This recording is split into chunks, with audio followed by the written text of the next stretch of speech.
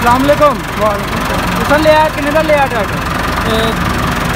23,20,000। कित्थों आए हो?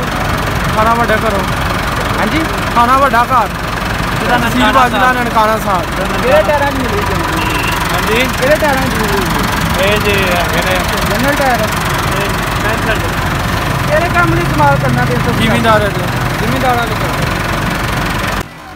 बिस्मिल्लाहिर्रहमानिर्रहीम। अपना चैनल पीके यूट्यूब चैनल पर खुशामदीद कहते हैं सब भाइयों को। दोस्तों, आपने भाई को सुना 385 ट्रैक्टर आज दोबारा सेलिंग हुई है इसकी। राना फार्म इंडस्ट्री से ये मिला है 23,20,000 में। पैंथर टायरों के साथ मिला है इनको।